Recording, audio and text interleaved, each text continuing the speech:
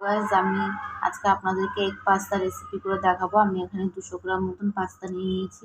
আর আমি দেবো এর মধ্যে একটা ডিম, আর যা যা দেবো পেঁয়াজ কুচি, লঙ্কা কুচি, গাজর কুচানো, বটবডি কুচানো, আলু কুচি, ক্যাপসিকাম এগুলো দেবো। আর দেবো নুন, আর দেবো টমেটো সস।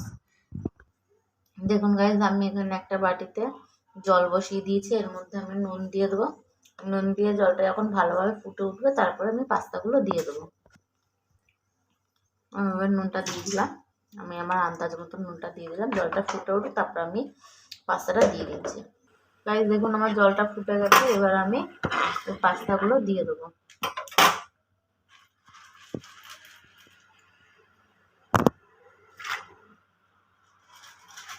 পাস্তাগুলো দিয়ে দিলাম। এবার পাস্তাগুলো সিদ্ধ হয়ে যায় তারপর আমি আপনাদেরকে দেখাচ্ছি।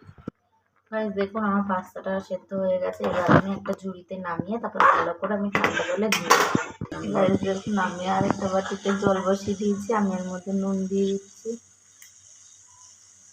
এবার আমি বটবটিগুলো হালকা আমি ভাপিয়ে নেবো। গাজর আর বটবটিটা, নাহলে সেদ্ধ হতে সময় লাগবে।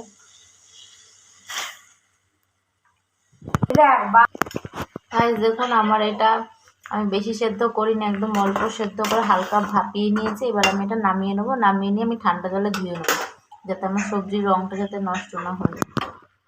গাইস দেখুন আমি এবার কড়াই বসিয়ে দিয়েছি। এবার আমি কড়াইতে তেল দিয়ে দেবো। অল্প করে সাদা তেল দিয়ে আমি ডিমটা ভেজে নেবো।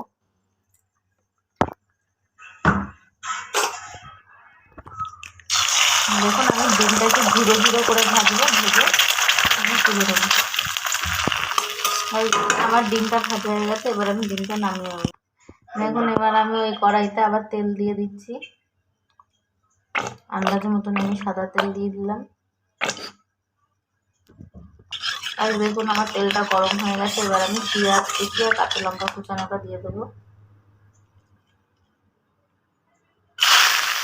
আর দেখুন এবার আমি আলু কুচানোগুলো দিয়ে দেবো।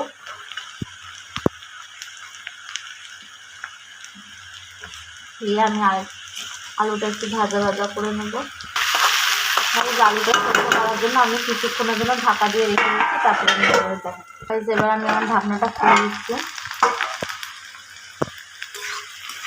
দেখুন আমার আলুগুলো কিন্তু প্রায় সেদ্ধ এসেছে। আমার পেঁয়াজগুলো ভাজা ভাজা হয়ে গেছে।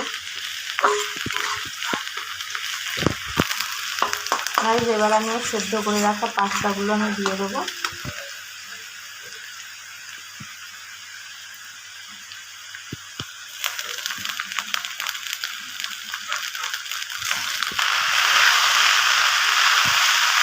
দেখুন আমি ভালো করে পাস্তার সাথে আলু পেঁয়াজটা ভালো করে মিশিয়ে দিচ্ছি। এবার আমি সেদ্ধ করে রাখা সবজিগুলো দিয়ে দেবো।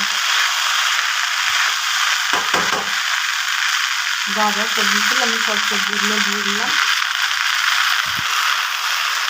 এখন আমি এটা ভালো করে সব কিছু ভালো করে মিক্স করে নিই।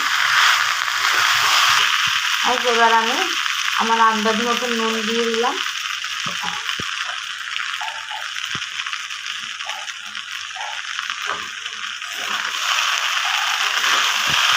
এবার আমি আন্দাজ মতন চিনি দিয়ে দিলাম। আমি একদম অল্প করে দিলাম, আপনারা দিলে দিতে পারেন, না চাইলে নাও দিতে পারেন। আমি এখানে একদম অল্প দিচ্ছি।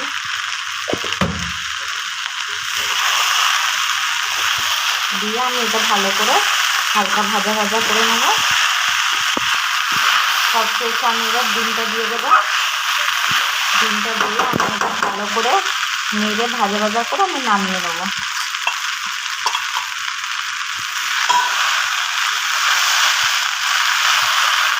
ভাই দেখুন আমার পাস্তাটা কিন্তু রেডি হয়ে গেছে।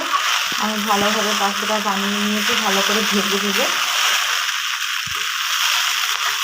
দেখুন খুব সুন্দর ঝুরঝুরে হয়েছে কিন্তু।